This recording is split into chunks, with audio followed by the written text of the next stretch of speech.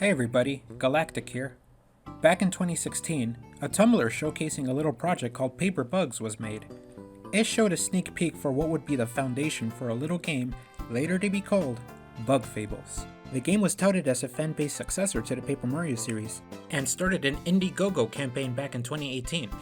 With successful funding, the game was officially released on November 21 of 2019. I really wanted to sink my teeth into this game. It took so much influence from Paper Mario and isn't shy about showing it at all. At first, I wanted to hurry through the game and do a review as fast as I can, but as I played, I realized there was a lot to do in this game, and trying to rush through it without doing the many side quests or the optional dungeons would have been a severe injustice to all the work and love these developers put in. And now that I finally went through most of what the game has to offer, man, I cannot recommend this game enough. It does shamelessly copy Paper Mario in a lot of ways. However, there are even more things that sets it apart. From the party mechanics and unique medals, to the living breathing world that holds so many colorful characters. So let's dig a bit deeper and see what all the buzz is all about. Warning, minor spoilers and plenty of bug puns ahead.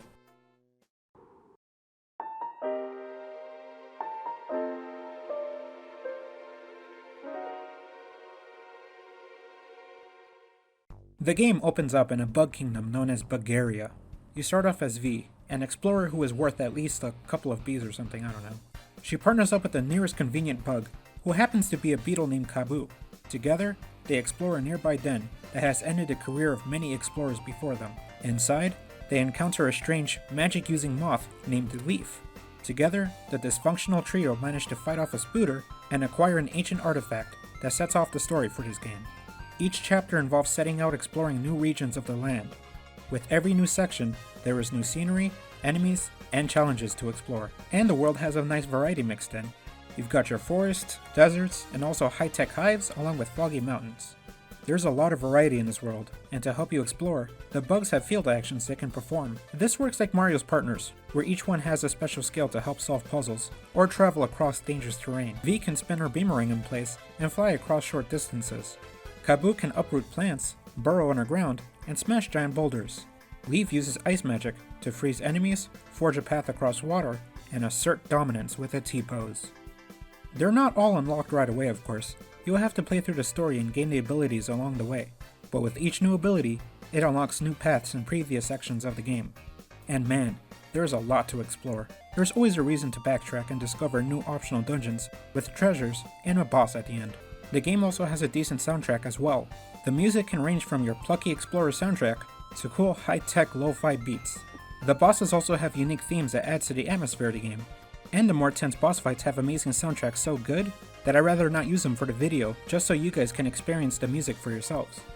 Of course, this living breathing world has a lot of things to do, so let me move on to the meat of the game, the combat. Alright, so like I mentioned before, the game copies a lot from Paper Mario.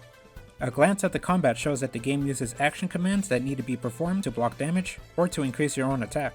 Unlike Paper Mario though, you go through most of the game with the three main characters, each having their own individual stats like HP, attack, and defense.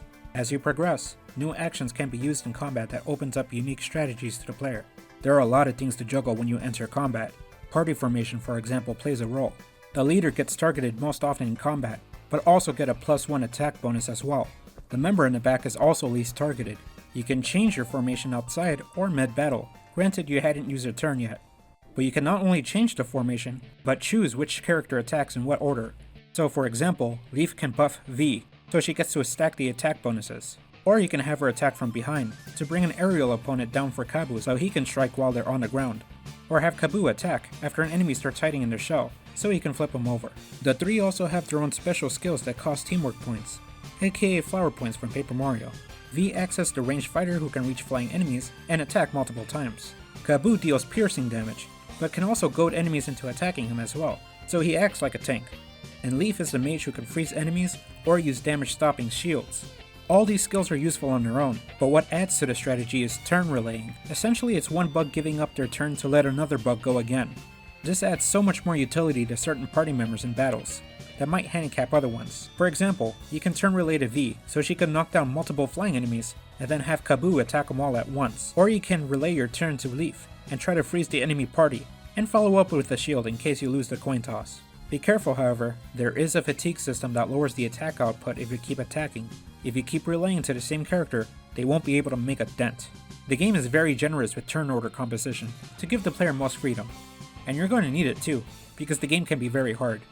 Well, only when you equip the hard mode medal. Medals work like badges. You need medal points to equip more, and their effects range from passive buffs to new attacks and even quirky effects that can change the tide of battle. The hard mode medal requires no medal points to equip, and as a Paper Mario veteran, I immediately went into hard mode since it grants extra XP, and even new medals when you use it to defeat a boss. And this game doesn't mess around. You won't be able to go through regular battles without some forethought and planning, which is good. The game was stimulating throughout, and whenever I needed a break from the difficulty, I just simply took off the medal. There are also other badges that enhance specific skills too, or it can be used to play around with the status effects in the game, like poisoning enemies, higher chance to freeze, or making Kabu sleep like a rock and constantly regenerate as he tanks all the hits. Be sure to let the bedbugs sleep. I can go on, but I don't want to get too much into it. You're going to need some semblance of a strategy to take down the multitude of bosses. Should you fail, the game does give you the opportunity to change your loadout a bit and try again. This only pertains to bosses though. Lose to regular enemies and it's game over. That said, bosses are the true testament to see if you understand the game, since almost everyone has some kind of interesting mechanic that exploits a certain style of gameplay. Ones that involve poison, sleep, losing a party member to a glutton, and ones that constantly summon swarms to juggle crowd control with the boss's soul. If you feel you reached a roadblock when going through the story, then you could go through the game's many side objectives, which include quests.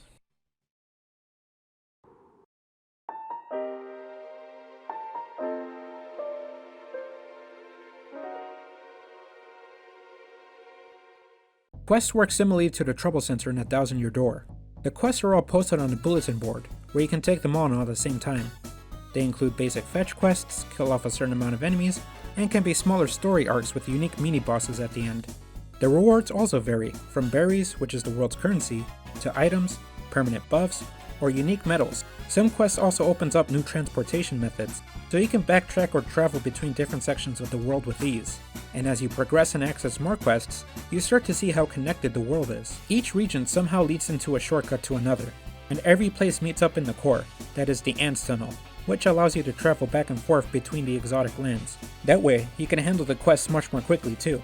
And the quests are fun, not only because of the rewards, but because of the huge cast that inhabit the world of Bulgaria. It adds just a bit more context and lore to the world, and sometimes you even stumble onto a new quest just by exploring the land and coming across more characters completely by accident.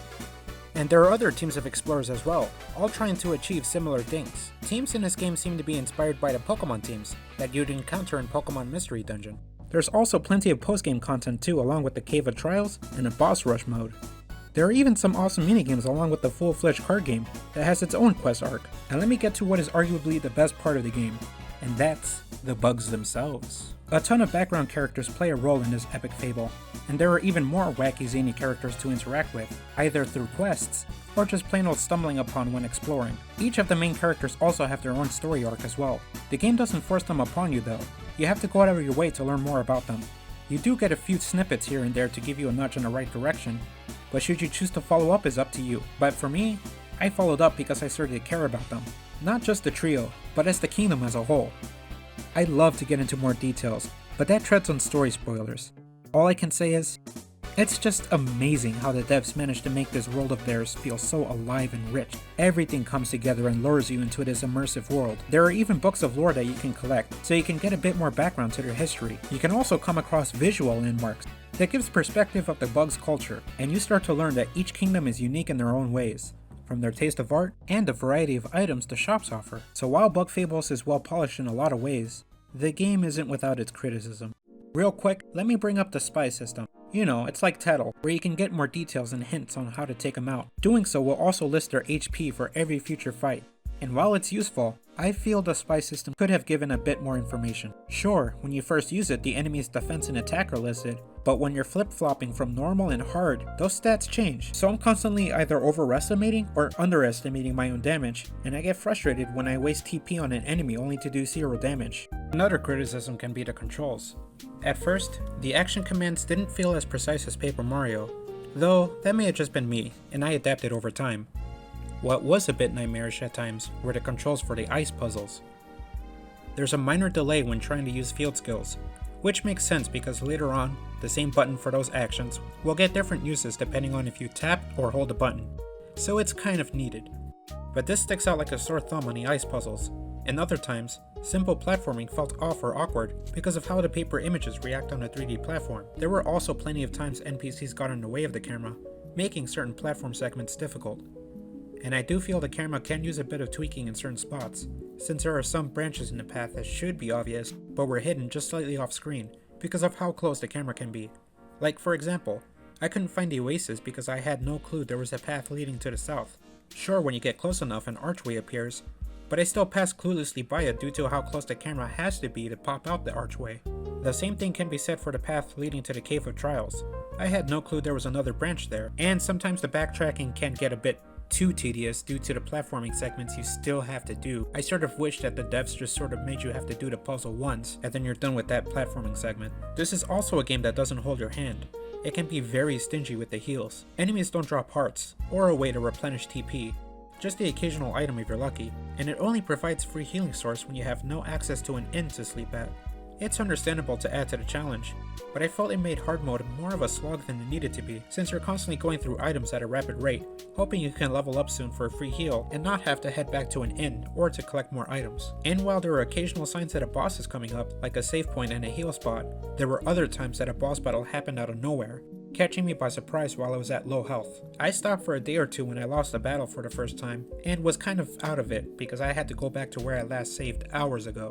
Yeah, I know, the old Paper Mario games were exactly the same. It's just been so long since I last had a game not auto-save me to the nearest checkpoint, so I can only blame myself. But this is also a warning to save often, just in case a softlock comes up, which also happened to me, about twice. So, here comes the pun you were waiting for. The game isn't without its bugs. Mine only happened because I had an NPC trailing me when a certain character cutscene with Leaf came up, but that issue should be fixed by now. There were a couple visual glitches too that have also been taken care of. Mar, one of the devs active in the Bug Fables Discord, is working diligently in squashing these bugs, and a new patch actually came out addressing most of these issues. So while there might be a few stragglers, I hope you can look past that and give this game a shot. There were a lot of memorable scenes, good laughs, and even some tears. The story itself may seem like a few bugs just collecting treasures, but halfway through, the story makes a nice twist, and takes a more serious turn. And while certain points of the plot can get a bit dark, it never crossed that line of being too dark or edgy, and forgot what it was. Cute bugs trying to patch together a cohesive world that eventually connects to each other at its core. There are many more things I want to get into, like the card game and the story arcs, but that ventures into spoiler territory. All I can say is please, if you love Paper Mario's style of gameplay and characters, then you'll love this game. It definitely fills a void that recent Paper Mario games have neglected to fill. If you feel like it's too much like Paper Mario, then that's fine, but I hope you can look past that and see the years of work and attention to detail these devs put in, and give it a try if you're a bit curious. My main criticisms are just nitpicks that I can look past with ease. It's not only getting continued patches and support, but we'll be coming to the Switch in 2020, and if enough units sell, we'll get DLC for Team Matifa. And if you ask me, more Zasp is always a good thing. So yeah, thank you for watching this video. Hey, I know it's been a while since I last put out a video. Sorry, it's just been busy moving around dealing with personal issues this year. Also, I'm sorry that the video's quality is all over the place. I had to record multiple times through different machines. The game does run smoothly, it's just that sometimes my recording software would get choppy. So, hopefully I can get a more consistent video schedule going up. Hopefully I can get a bit more consistent with my video uploads. I still have a lot of ideas that I want to put out. I just need to put down the time to actually get through them. So yeah, if you want to see more of my videos, just go ahead and leave a like and subscribe if you like, that is. Just know that my content can be a little all over the place, from walkthroughs, reviews, and sometimes some spit posting. Anyways, thanks. See ya.